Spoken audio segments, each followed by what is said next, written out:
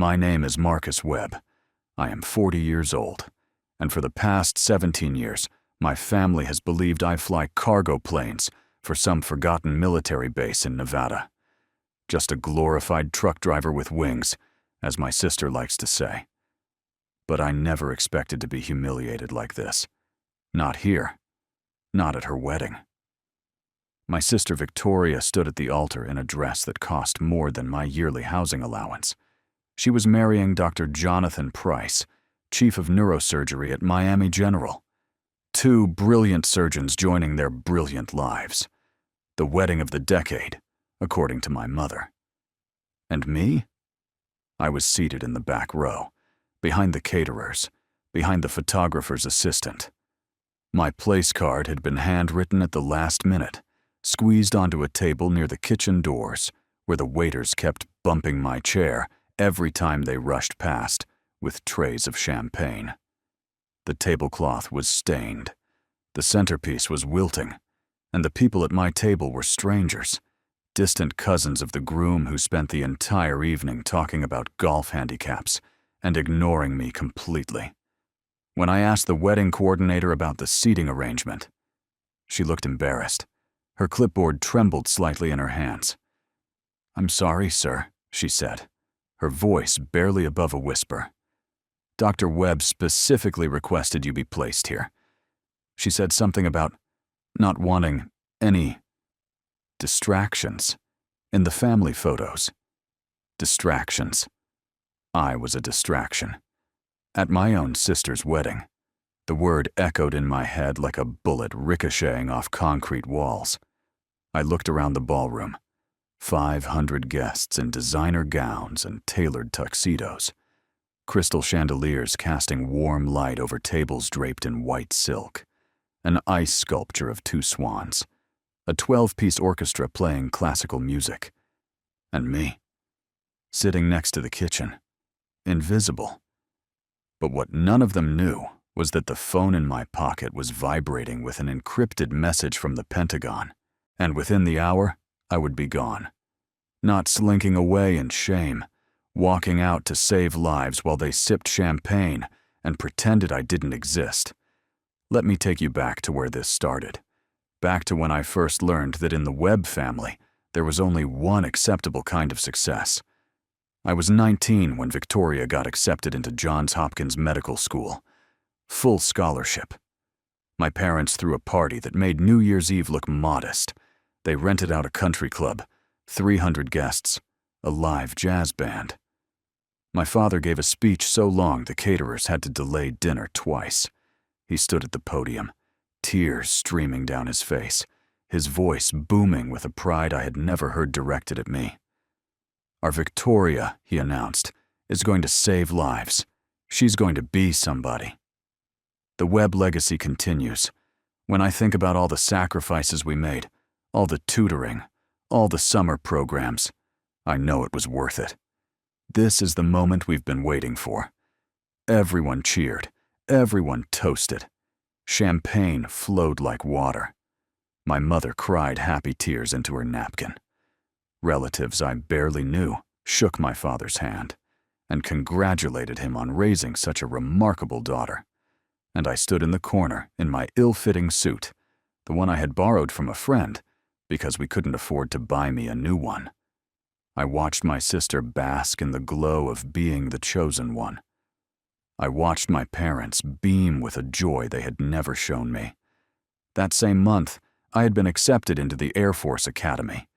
Top 2% of applicants nationwide. I had trained for months. I had written essays until my fingers cramped. I had aced the physical fitness test and the interview. It was, by any objective measure, an incredible achievement.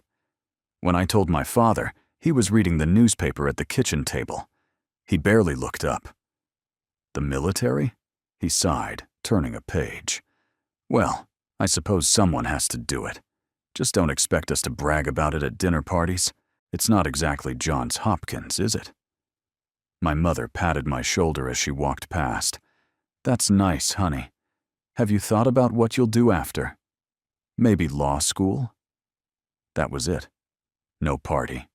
No speech, no tears of pride. Just a sigh and a suggestion that I should plan for something better.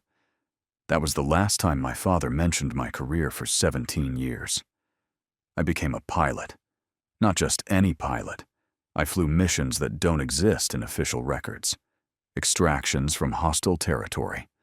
Reconnaissance over places the news doesn't talk about. I've landed planes on runways that weren't runways and taken off from places that weren't on any map. I've flown through sandstorms in Syria with zero visibility. I've dodged surface-to-air missiles over the mountains of Afghanistan. I've landed on aircraft carriers in the middle of typhoons and taken off from frozen lakes in Siberia. Once, I extracted a team of Special Forces operators from a compound in Yemen while enemy fighters shot at us from 3 directions. The plane took 17 bullet holes. We lost hydraulics halfway home. I landed that bird on manual controls and walked away without a scratch on any of my passengers. Another time, I flew a classified reconnaissance mission over North Korea. 12 hours in the air. Complete radio silence. One wrong move, and I would have started an international incident. I completed the mission, delivered the intelligence, and was back at base before breakfast. My official title is Logistics Coordination Officer at Nellis Air Force Base. A deliberately boring name for a deliberately invisible job. When people ask what I do, I tell them I coordinate supply shipments and manage cargo manifests. Their eyes glaze over within seconds. Perfect. And my family bought it completely. Every Christmas, every Thanksgiving, every family gathering became a performance. Victoria would arrive fresh from some groundbreaking surgery. She'd tell stories about separating conjoined twins or performing a heart transplant on a child who was given 6 months to live. My parents would hang on every word. My mother would tear up with pride. My father would pour the expensive scotch and toast to his warrior daughter, his healer, his legacy. And then someone would turn to me. So, Marcus, still flying boxes around the desert? I learned to nod. I learned to smile. I learned to say, somebody has to keep the supply chains moving, right? They would chuckle. My father would shake his head with that familiar disappointment. Victoria would smirk, and the conversation would return to her latest medical miracle. Meanwhile, I would sit there, knowing that last week I had extracted a CIA operative from a collapsing safe house in Yemen while taking enemy fire. Knowing that the intelligence I had gathered had prevented a terrorist attack on American soil. Knowing that 18 families still had their loved ones because of missions I had flown. But I said nothing. That was the job. Invisible, deniable, essential. The unsung hero who could never sing his own song. Which brings me to the wedding. It was a perfect December evening in Miami. The ceremony was held at a waterfront estate with views of Biscayne Bay, crystal chandeliers, white roses everywhere, a string quartet playing Vivaldi as 500 guests took their seats. I arrived in my dress uniform, Air Force blues, medals on my chest that I never talked about. I thought maybe, just this once, they might see me differently. I was wrong. My mother intercepted me at the entrance. Her smile was tight, controlled. "Marcus, sweetheart," she said, her eyes darting to my uniform with something between embarrassment and annoyance. "Did you have to wear that? This is Victoria's Day. We don't want to draw attention away from her. I'm proud of my service, Mom." She sighed. "Yes, well, just try to stay in the background, okay? And maybe skip the family photos. Jonathan's family is very prominent. We don't want to give the wrong impression." The wrong impression. As if my existence was a stain on the family portrait. The ceremony was beautiful. Victoria glowed. Jonathan looked handsome. My parents sat in the front row, dabbing their eyes.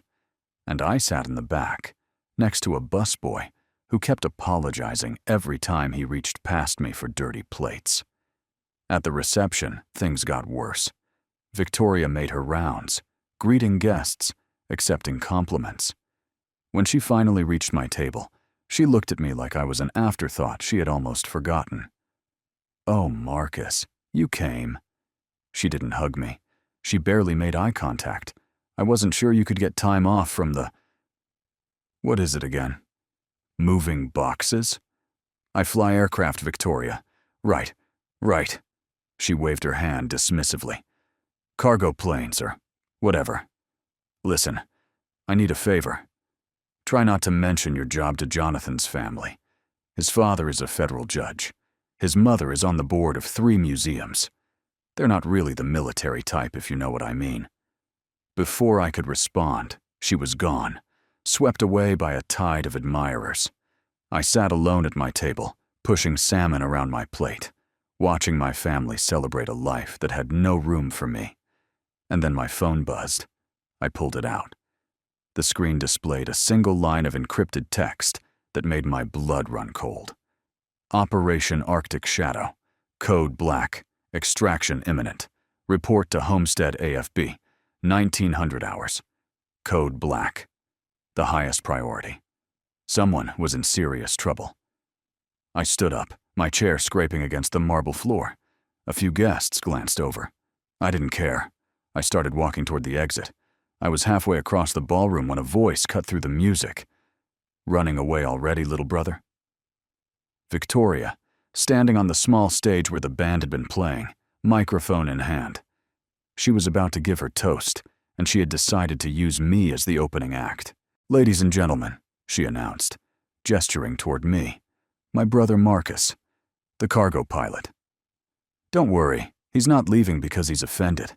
He probably just has to go move some boxes across the desert.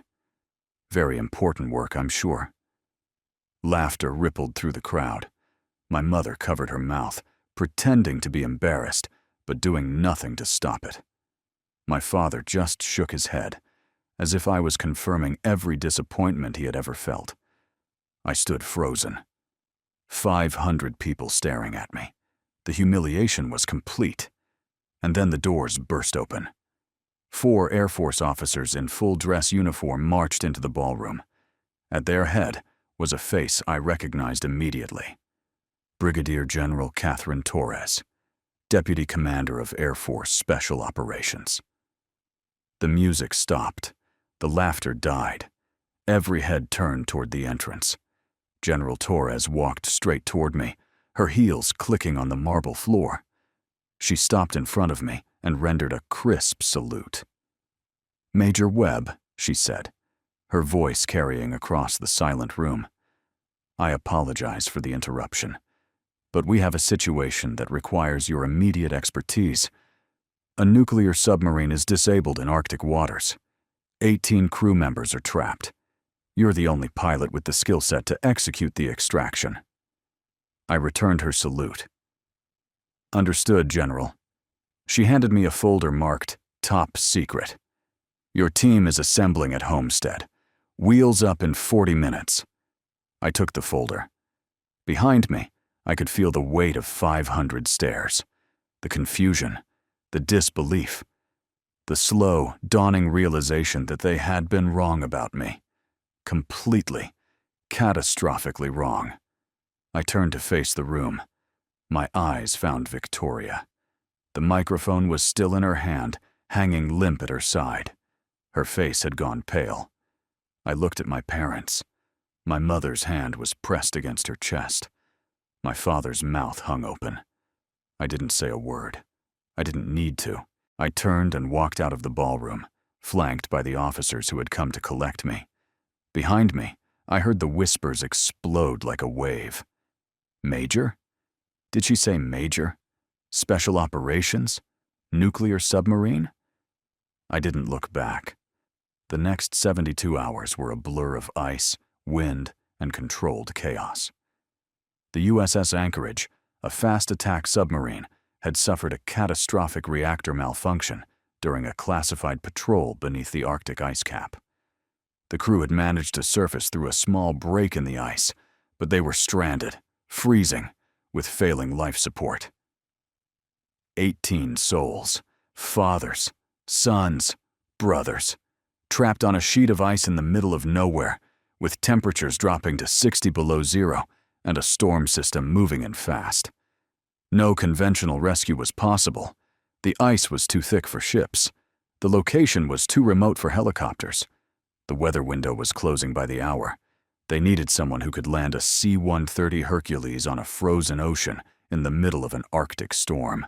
They needed someone who had done the impossible before and lived to tell about it. They needed me. I was wheels up within 2 hours of leaving the wedding. No sleep. No time to process what had happened in that ballroom. Just mission briefings and weather reports and the faces of 18 men counting on me to bring them home. The flight north was brutal. Headwinds that made the plane shake like a washing machine. Visibility that dropped to zero for hours at a time. Ice forming on the wings, faster than the de-icing systems could handle.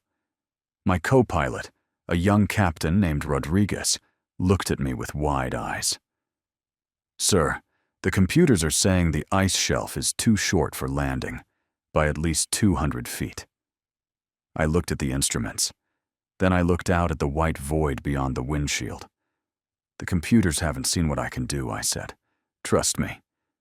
I made the landing on a stretch of ice that the computers said was too short. I felt every crack, every groan, every shudder of the frozen surface beneath our wheels. I reversed the engine so hard, I thought they might tear off the wings. We stopped with less than 50 feet to spare. The rescue took 45 minutes. My crew worked like machines, pulling 18 half-frozen sailors aboard. Some of them couldn't walk. Some of them couldn't speak. One of them, a young petty officer barely old enough to vote, grabbed my hand as we loaded him onto the plane. "Thank you," he whispered through blue lips. "Thank you." The takeoff was worse than the landing.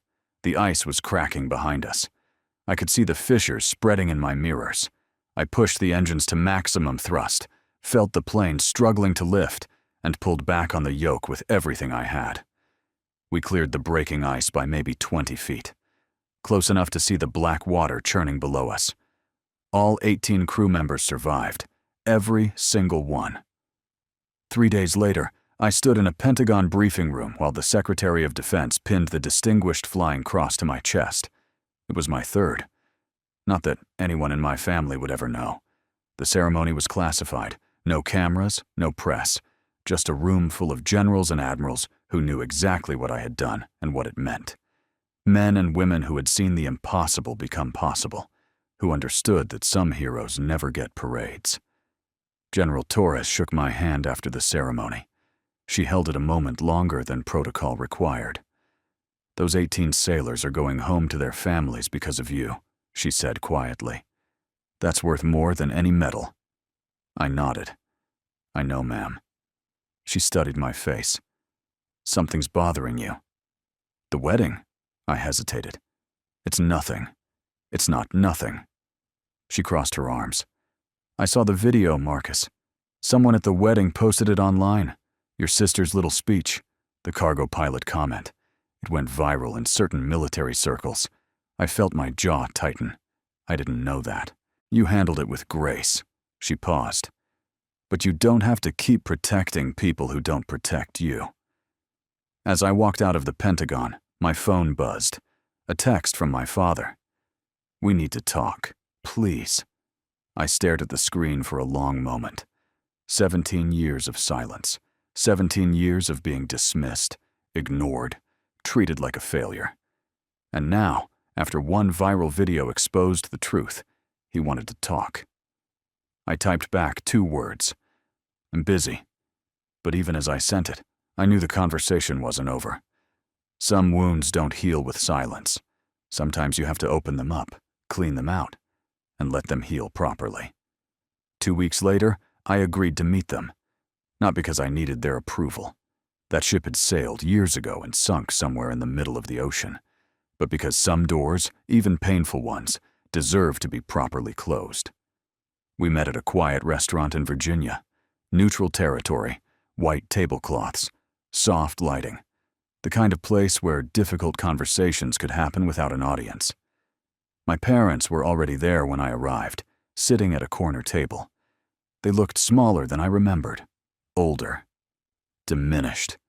The confident, dismissive people who had spent decades overlooking me seemed to have shrunk in their chairs. My father was holding something, a frame. His hands were trembling. Victoria wasn't there. I hadn't expected her to be. And honestly, I was grateful. One battle at a time. "Marcus," my father said, his voice cracking. He stood up, then seemed unsure what to do. Sit down, shake my hand, hug me? He settled for an awkward half gesture that turned into nothing. I don't know where to start. "Then don't," I said, taking my seat across from them. "I didn't come here for an apology tour. I came to say what I need to say. Then we can figure out if there's anything left to build on." They sat down, silent, waiting. My mother was already crying. My father looked like he had aged 10 years in 2 weeks. For 17 years, I excelled at a job that required me to be invisible. I saved lives. I served my country. And every time I came home, you treated me like a failure. Not because I was failing, but because you couldn't see success unless it came with a press release and a magazine cover. My mother started to cry. "Marcus, we didn't know." "You didn't ask," I said quietly. "Not once. You never asked about my life, my work, my dreams. You just assumed I was less, because it was easier than actually seeing me." I looked at my father.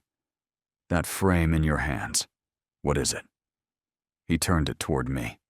It was a photo. Me at age 19, the day I left for the Air Force Academy. I was standing next to our old family car, a duffel bag over my shoulder, grinning like I had just won the lottery. "I found it in a box in the attic," he said, his voice barely a whisper. "I don't remember taking it. I don't remember that day at all. And I realized I missed the beginning of your story, and every chapter after that." He set the frame on the table between us. "I'm not asking for forgiveness, Marcus. I'm asking for a chance to finally pay attention." I looked at the photo, at the kid I used to be, hopeful, eager, still believing that if he just worked hard enough, his family would finally see him. That kid was gone now. But maybe that wasn't a tragedy. Maybe it was just growth. "I'll think about it," I said, and I meant it. I stood to leave, then paused. "One more thing. Tell Victoria that I wish her well. But I won't be coming to any more family events where I'm seated with the caterers.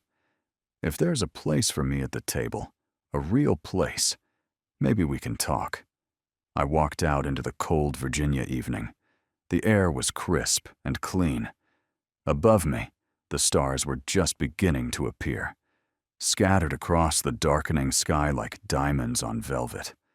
I thought about the choices I had made, the silence I had kept, the years I had spent trying to earn love that should have been freely given, the missions I had flown, the lives I had saved, the medals I had earned, all while my family thought I was moving boxes. And I realized something important. I wasn't angry anymore. I wasn't bitter. I was just free. The chains I had carried for 17 years, the desperate need for their approval, the constant ache of being overlooked, they were gone. Not because my family had finally seen me, but because I had finally stopped needing them to. My phone buzzed. General Torres. "Webb. We've got a situation developing in the Pacific. Can you be wheels up by 600? I smiled. That was my world. The real one. The one where I mattered. The one where my skills saved lives and my courage made a difference. "Yes, ma'am. I'm on my way." I walked toward my car, my stride long and confident. 3 months later, I got an invitation in the mail. Handwritten. My mother's careful script on the envelope. Inside was an invitation to a family dinner, not a holiday. Not a birthday, just a dinner. At the bottom, in my father's shaky handwriting, was a note. We're learning. Slowly, if you're willing to teach us. I thought about it for a long time, held the invitation in my hands, remembered all the years of pain, all the dismissals, all the moments when I had been invisible in my own family.